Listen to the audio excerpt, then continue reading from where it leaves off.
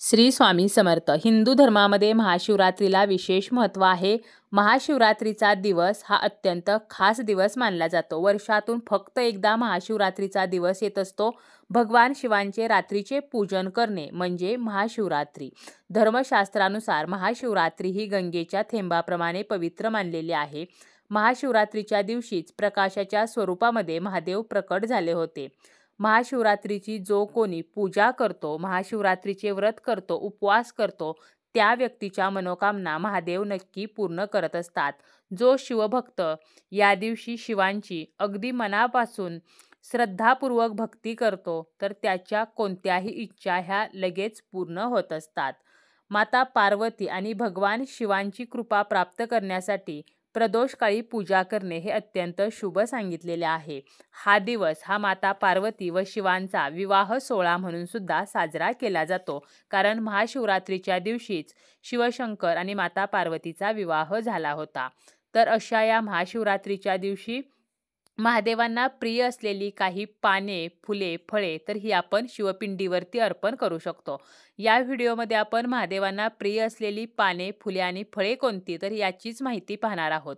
व्हिडिओला सुरुवात करण्याअगोदर तुम्ही जर चॅनलवरती नवीन असाल आणि पहिल्यांदाच माझे व्हिडिओ पाहत असाल तर चॅनलला सबस्क्राईब करा.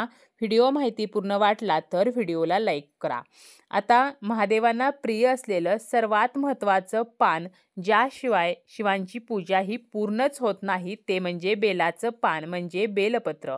महादेवांचे 3 डोळे याचे प्रतीक म्हणजे हे बेलपत्र. आपण महाशिवरात्रीच्या दिवशी एक बेलपत्र जरी शिवांना अर्पण केले तरी आपल्या मनोकामना पूर्ण होत असतात.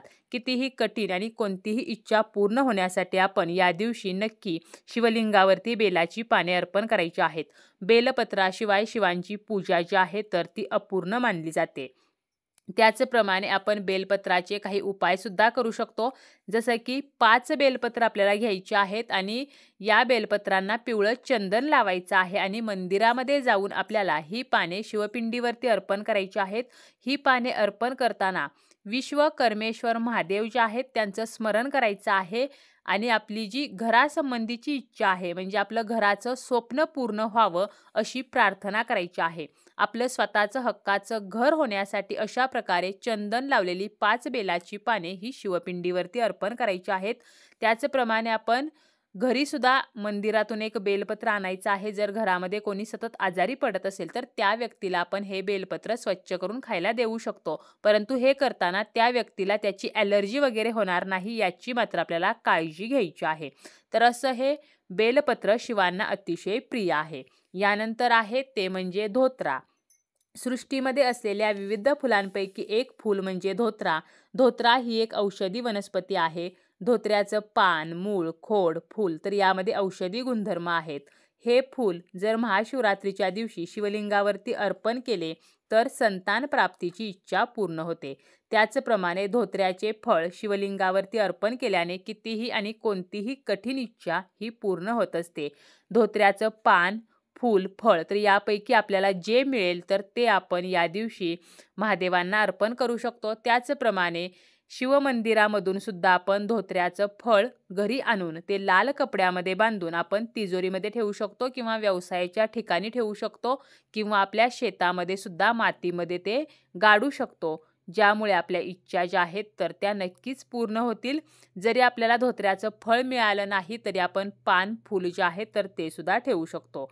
यानंतर आहे ते म्हणजे जास्वंद. शत्रूपासून संरक्षण होण्यासाठी या दिवशी शिवपिंडीवरती आपण जास्वंदीचं फूल जे आहे तर ते अर्पण करू शकतो. गणेश जे आहेत म्हणजे गणपती बाप्पा तर यांचे पिता म्हणजे महादेव आणि जास्वंदीचं फूल गणेशाला अतिशय प्रिय आहे. तर असं हे जास्वंद शिवांना सुद्धा प्रिय आहे. यानंतर आहे ते म्हणजे दुर्वा. गणपती बाप्पांना अतिशय प्रिय असलेल्या ज्या दुर्वा आहेत या दुर्वांशिवाय गणेश पूजा जी आहे तर ती पूर्ण होत नाही. तर अशा या दुर्वा महादेवांना सुद्धा तितक्याच प्रिय आहेत. दुर्वा शिवपिंडीवरती अर्पण केल्याने दीर्घायुष्याचे वरदान लाभते. सततचे आजारपण ज्यांना आहे तर त्यांनी आवर्जून या दिवशी शिवलिंगावरती दुर्वा ज्या आहेत तर त्या अर्पण करायच्या आहेत. यानंतर आहे ते म्हणजे चमेलीचं फूल. सफेद रंगाचं चमेलीचं फूल शिवपिंडीवरती अर्पण केल्याने विवाहाच्या ज्या समस्या आहेत तर त्या दूर होण्यास मदत होते. जे विवाह इच्छुक आहेत तर त्यांनी लवकर विवाह होण्यासाठी नक्कीच सफेद रंगाचं चमेलीचं फूल हे शिवांना अर्पण करावे. यानंतर आहे ते म्हणजे पारिजातक म्हणजे प्राजक्ताचं फूल. जीवनामध्ये सुखसमृद्धी येण्यासाठी, आपल्या घरामध्ये धनधान्यामध्ये वाढ होण्यासाठी पारिजातक जे आहे तर ते आपण या दिवशी शिवांना अर्पण करू शकतो. यानंतर आहे ते म्हणजे माता पार्वतीला अतिशय प्रिय असलेलं फूल ते म्हणजे मोगऱ्याचं फूल. शिवांच्या आशीर्वादाबरोबरच आपल्याला माता पार्वतीचा आशीर्वाद जो आहे तर तो सुद्धा प्राप्त करण्यासाठी आपण या दिवशी मोगरा जो आहे तर तो शिवलिंगावरती अर्पण करू शकतो. त्याचप्रमाणे या दिवशी रुईचं फूल जे आहे तर ते आपल्याला घरी आणायचं आहे आणि ते सुद्धा शिवपिंडीवरती अर्पण करायचं आहे. पांढरं रुईचं फूल किंवा गुलाबी रुईचं फूल जे आहे तर ते आपल्याला आणायचं आहे. शक्यतो आपल्याला गुलाबी रुईचं फूल जर मिळालं तर ते फूल आणायचं आहे. आणि ज्या ठिकाणी शिवलिंगामध्ये अशोक सुंदरीचं स्थान आहे तर त्या ठिकाणी आपल्याला त्या फुलाचा स्पर्श करायचा आहे. शिवलिंगाची जी जलाधारी आहे त्यातील जो मधला भाग असतो तर ते असतं अशोक सुंदरीचं स्थान. तर त्या ठिकाणी आपल्याला हे रुईचं फूल सर्वप्रथम चिकटवायचं आहे आणि त्यानंतर ते शिवपिंडीवरती अर्पण करायचं आहे, ज्यामुळे कठीण परिस्थितीमधून बाहेर पडण्याचा मार्ग आपल्याला सापडेल.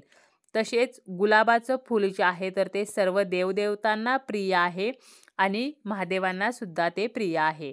जरी आपण या दिवशी शिवपिंडीवरती गुलाबाच्या पाकळ्या जरी अर्पण केल्या तरी सुद्धा महादेवांना अतिशय त्या आवडतात आणि आपल्या आर्थिक समस्या नष्ट होण्यासाठी, आपल्या घराची भरभराट होण्यासाठी आपण गुलाबाची फुले जी आहेत तर ती या दिवशी शिवपिंडीवरती अर्पण करू शकतो. याचप्रमाणे आहे ते म्हणजे कनेरीचं फूल. पांढरी कनेर जर मिळाली तर पांढरी कनेर आपल्याला या दिवशी आवर्जून शिवांना अर्पण करायची आहे. तसेच पांढरी फुले जी आहेत तर ती शिवांना अतिशय प्रिय आहेत. मग यामध्ये पांढरी कनेर असेल, पांढरं रुईचं फूल असेल किंवा मोगरा जो आहे किंवा इतर जी पांढरी फुले आहेत तर ती आपण या दिवशी शिवांना नक्कीच अर्पण करू शकतो, ज्यामुळे आपल्या मनोकामना ज्या आहेत तर त्या नक्की पूर्ण होत असतात. तर अशी काही पाने, फुले किंवा फळे आहेत जी आपण शिवांना अर्पण करू शकतो. आपण ही घरी जरी अर्पण केली तरी चालतील. घरी जी आपण पूजा केलेली असते, पूजा मांडलेली असते तर त्या पूजेमध्ये आपण ही फळे अर्पण करू शकतो किंवा पाने, फुले अर्पण करू शकतो. किंवा आपल्या जवळपास आजूबाजूला शिवमंदिर असेल आणि आपल्याला जर या दिवशी शिवमंदिरामध्ये जाणे शक्य असेल आणि त्या ठिकाणी त्या शिवलिंगावरती जर आपल्याला या वस्तू अर्पण देत असतील तर मग आवर्जून आपल्याला शिवमंदिरामध्ये जाऊनच ही जी आपल्याला मिळालेली पाने, फुले आहेत म्हणजे यापैकी कोणतंही फूल मिळालं, कोणतंही फळ मिळालं किंवा कोणतंही पान मिळालं तर आपल्याला आवर्जून शिवमंदिरामध्ये जाऊन हे शिवलिंगावरती अर्पण करायचे आहे, ज्यामुळे आपल्या कितीही कठीण इच्छा असतील तर महादेवांच्या कृपेने त्या पूर्ण होतील.